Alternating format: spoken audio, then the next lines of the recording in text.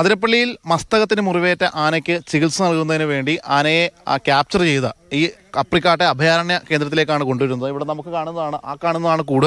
ഇത് 2 വർഷങ്ങൾക്ക് മുൻപ് തീർത്ത കൂടാണ്. അന്ന് 2 വർഷങ്ങൾക്ക് മുമ്പ് 2023 മാർച്ചിലാണ് ഈ കൂട് പണിയുന്നത്. അന്ന് അരിക്കൊമ്പനെ ഈ അഭയാരണ്യ കേന്ദ്രത്തിലേക്ക് കൊണ്ടുവരാൻ പോകുന്നു എന്ന് അറിയുകയും തുടർന്ന് ഇവിടെ ഒരു കൂടൊരുക്കുകയുമായിരുന്നു. അന്ന് ഇത് നിർമ്മിക്കുന്നത് ഒറ്റ ദിവസം കൊണ്ട് ഈ കൂട് പൂർത്തിയാക്കുകയായിരുന്നു.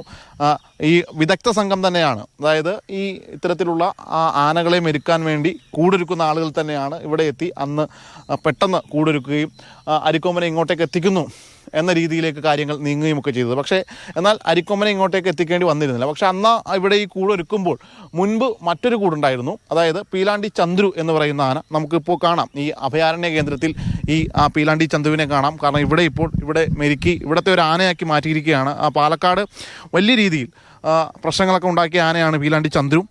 നിരവധി ആളുകളുടെ ജീവനെടുത്തതാണ്. ആ ചന്ദ്രുവിനെ ഈ അഭയാരണ്യ കേന്ദ്രത്തിൽ മെരുക്കി ഇപ്പോൾ ഇവിടെ വളരെ മര്യാദക്കാരനായിട്ട് ഇവിടെ ഇപ്പോൾ കഴിയുകയാണ് ചന്ദ്രു. ആ ചന്ദ്രുവിന് വേണ്ടി ഒരുക്കിയ കൂട്, ആ കൂട് പിന്നീട് പൊളിച്ച് മറ്റൊരു കൂട് അരിക്കൊമ്പിന് വേണ്ടി നിർമ്മിക്കുകയാണ് ചെയ്തത്. 2 വർഷക്കാലം ഈ മഴയും വെയിലുമൊക്കെ കൊണ്ടതിനാൽ തന്നെ അതിൻ്റെ ഒരു ബലക്ഷയം എത്രത്തോളം ഉണ്ട് എന്ന കാര്യം പരിശോധിക്കാൻ വേണ്ടിയാണ് ഡോക്ടർ അരുൺ സക്രയുടെ നേതൃത്വത്തിലുള്ള സംഘം അല്പം മുമ്പ് ഇവിടെ എത്തുകയും അത് പരിശോധിക്കുകയും ചെയ്തത്. വാഴച്ചാൽ DFO ലക്ഷ്മിയും ഇവിടെ എത്തിയിരുന്നു. എന്തായാലും നിലവിൽ ഈ കൂടിൻ്റെ ബലക്ഷയം വലിയ കുഴപ്പമില്ല എന്ന രീതിയിലാണുള്ളത്. ഇനി അതിരപ്പള്ളിയിലെ ആനയുടെ ആരോഗ്യനില കൂടി പരിശോധിച്ച് ഈ കൂട് മതിയാകുമോ എന്ന കാര്യമാണ് ഇനി ഇവർ ചർച്ച ചെയ്ത് തീരുമാനിക്കുക. ഉടൻ തന്നെ ഈ അതിരപ്പള്ളിയിലെ ആനയെ പിടിച്ച് അതിനു വേണ്ടിയുള്ള ചികിത്സ നൽകാൻ വേണ്ടിയുള്ള ശ്രമമാണ്. കാരണം നിലവിലിപ്പോൾ ആനക്ക് ആരോഗ്യ പ്രശ്നങ്ങളൊന്നുമില്ല എന്നാണ് DFO വ്യക്തമാക്കിയിട്ടുള്ളത്.